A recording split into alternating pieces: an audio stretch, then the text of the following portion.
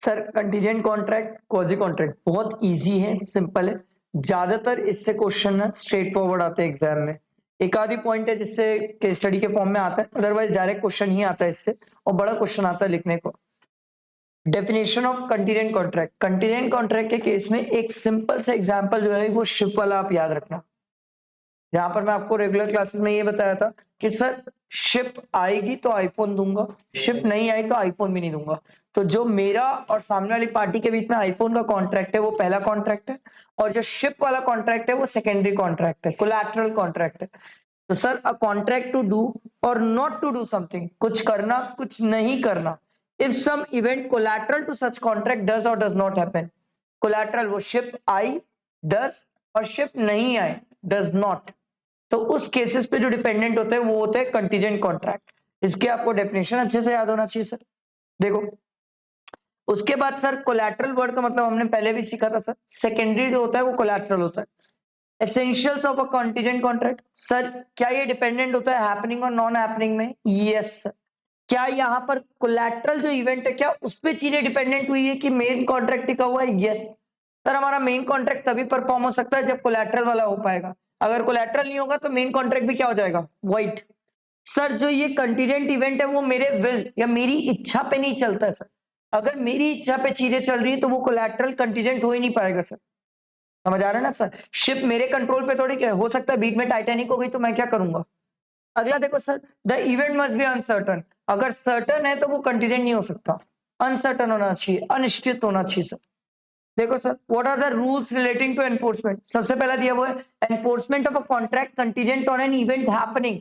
Happening याद है sir, मैंने आपको बताया था, शिप आई तो मैं आईफोन दे दिया, इवेंट हैपन हुआ तो मैंने सामने वाला कॉन्ट्रैक्ट परफॉर्म कर लिया। तो सर अगर शिप नहीं आई तो कॉन्ट्रैक्ट क्या हो जाएगा? वाइट। कोई किसी के ऊपर कुछ केस नहीं कर सकता सर।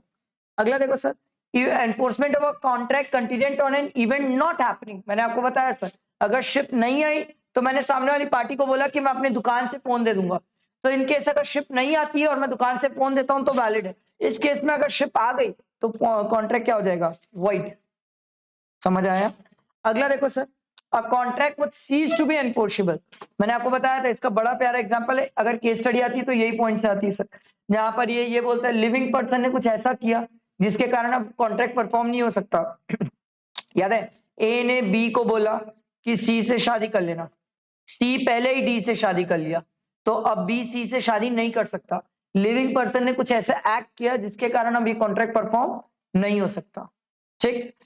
उसके बाद अगला देखो, contingent on N happening of specified event with in the time fixed. Sir अगर फिक्स टाइम पीरियड के अंदर शिप अगर 3 महीने के अंदर आ गई तो मैं आईफोन दूंगा, तो 3 महीने के अंदर आ गई तो मैं आपको दे दिया, वैलिड है कॉन्ट्रैक्ट। अगर 3 महीने के अंदर नहीं आई तो कहानी खत्म सर, टाइटैनिक हो गई बीच में तो कॉन्ट्रैक्ट वर्ड हो जाएगा हमारे बीच में। अगला, contingent on N specified event not happening with in fix time. Sir अगर 3 महीने के अंदर शिप नहीं आएगी तो मैं तेरे को खुद आईफोन बना के दूंगा। तो सर अगर 3 महीने के अंदर नहीं आई, मैं आईफोन बना के दूंगा, वैलिड है। 3 महीने के अंदर आ गई तो सर इस केस में जो मैं खुद बना के देने वाला था वो वाला कॉन्ट्रैक्ट वॉइड हो गया। अगला है contingent on impossible event. Sir impossible event तो शुरुआत से ही सर वॉइड होता है। चांद तारे तोड़ के लाना, ये सब मरे हुए आदमी को जिंदा कर लेना, ये सब शुरू से ही वॉइड है सर, ये सब अलाउड ही नहीं है। सर कंटीजेंट और वेगरिंग के बीच का डिफरेंस क्या है? सर कंटीजेंट वो होता है सर हैपनिंग और नॉन हैपनिंग पे होता है सर।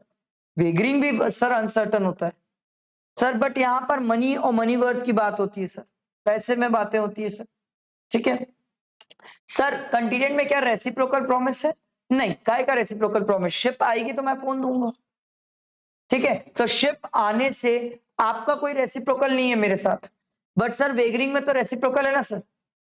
अगर मेरी टीम जीती तो मैं पैसा लूंगा, मेरी टीम हारी तो मैं पैसा दे दूंगा सर। अनसर्टन इवेंट, सर यहां पर जो कंटीजेंट कॉन्ट्रैक्ट है उसमें अनसर्टन इवेंट जो होता है वो कोलैटरल होता है, शिप का आना अनसर्टन था सर। और सर यहां पर वेगरिंग में कोई अनसर्टेनिटी होती है? यस। अरे टीम जीतेगी कि नहीं जीतेगी अनसर्टन है ना, आप कैसे बता सकते हो टीम जीतेगी कि नहीं?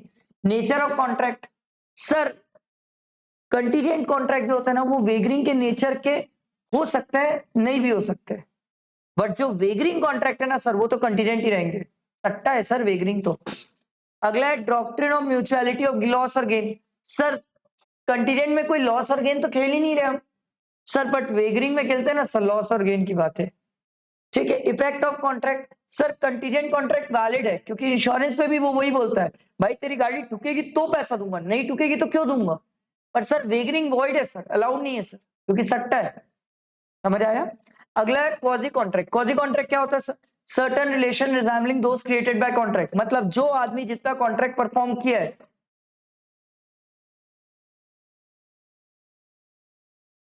सब नींद में चल रहे हो नालायकों। क्वाजी कॉन्ट्रैक्ट वो होता है सर जहां पर कोई भी दो पार्टी उनके बीच में कॉन्ट्रैक्ट होता नहीं है सर, बट कुछ ऐसा हुआ जिसके कारण लॉ के कारण उनके बीच में कॉन्ट्रैक्ट बन गया सर। नालायकों जगते रहो। Relation resembling those of contract, sir इनके बीच में कोई कॉन्ट्रैक्ट नहीं खेला गया है, ऑफर एक्सेप्टेंस नहीं खेले हैं सर, ये लॉ के कारण इंपोज हुआ है सर, नहीं तो ये होता ही नहीं, आता ही नहीं पिक्चर में सर। ठीक है। देखो features of quasi contract, sir in the first place is right to money, ठीक है, liquidated sum of money. Secondary क्या होता है सर? ये इंपोज बाय लॉ है और ये अगेंस्ट अ पर्टिकुलर पर्सन है sir, against the whole world नहीं है। याद है बहुत अच्छा एग्जांपल लिए थे, मेरा फोन गिर गया, मान लो पाजी उठा लिया, तो सर मैं तो पैसा सिर्फ पाजी से लूंगा, फोन पाजी सॉरी मैं अपना फोन तो पाजी से ही लूंगा, पूरे अगेंस्ट द होल वर्ल्ड थोड़ी केस करने दौड़ जाऊंगा सर मैं। Cases deemed as quasi contract, देखो सर सबसे पहला claim for necessary supplied to a person incapable of contracting, किसकी बात हो रही है? माइनर। सर आपने किसी नेसेसरी सप्लाई करी किसी पर्सन को जो कॉन्ट्रैक्ट करने के लिए कैपेबल नहीं था, माइनर एग्जांपल ले लो सर, अगर आपने उसको सप्लाई किया तो उस केस में आप माइनर से रिकवर कर सकते हो, प्रोवाइडेड माइनर के पास भी प्रॉपर्टी होनी चाहिए, नहीं होगी तो माइनर से आप कुछ नहीं रिकवर कर पाओगे, पर याद रखना नेसेसरी के लिए रिकवर कर सकते हो। एजुकेशन, इसमें जो अपनी बुक में एग्जाम्पल दिया हुआ है वो एजुकेशन का दिया हुआ है, आप माइनर के एजुकेशन के लिए अगर पैसा खर्चा किया तो सर एजुकेशन कर लिए जो खर्चा किया वो रिकवर कर सकते हो, प्रोवाइडेड माइनर के पास भी प्रॉपर्टी होना चाहिए सर, नहीं तो नहीं कर सकते। Payment by an interested person, याद है इसका एग्जांपल पढ़े थे sir, payment by an interested person, आप कोई गवर्नमेंट से प्रॉपर्टी लीज पे लिए हो, याद है सर, आपने किसी और को लीज पे दे दिया, तो सर जिसको आपने लीज में दिया अब आप लीज का पैसा दे नहीं पा रहे गवर्नमेंट को, तो वो आदमी बोलता है कोई बात नहीं तेरे बदले मैं पे कर देता हूँ भाई, ये जमीन में तो मेरे को रहना ही है sir, payment by an interested person. अगला obligation of person enjoying a benefit of non gracious act, gracious मतलब अब तो हम पढ़ के आए अच्छे से, free of charge, non gracious मतलब फ्री में नहीं है सर, अगर आपने किसी के लिए कोई चीज फ्री में नहीं करी है तो सामने वाले की ड्यूटी बनती है कि आप उसको रिस्टोर करो, पैसा दो सर। अगला है responsibility of finder of goods, sir अगर कोई पर्सन आपका गुड्स फाइंड करता है तो उसकी ड्यूटी बनती है कि सर वो गुड्स आपको वापस करे, ट्रू ओनर को ढूंढे और वापस करे, इसके बारे में याद करो पढ़ के भी आए, कुछ केस में वापस नहीं करना पड़ता, गुड्स अगर पेरिशेबल नेचर का और 2/3 से ज्यादा आपने खर्चा कर चुका है तो क्या वापस करोगे, रहने दो खुद ही रख लो। अगला है sir money paid by mistake और अंडर क्वेश्चन, सर अगर कोई आपको डरा धमका के या गलती से आपके पास पैसे छोड़ दिया है तो आपकी ड्यूटी बनती है सर उस पर्सन को सामने से वापस करो। ये सब केसेस में आप और मेरे बीच में कोई ऑफर एक्सेप्टेंस नहीं खेला गया, एग्रीमेंट एनफोर्सेबिलिटी नहीं हुई है, ये सब लॉ के थ्रू इंपोज किया गया सर, लॉ ने बोला कि आपको ये चीज करनी चाहिए सर। तो क्वाजी कॉन्ट्रैक्ट और कॉन्ट्रैक्ट के बीच में अंतर क्या है सर?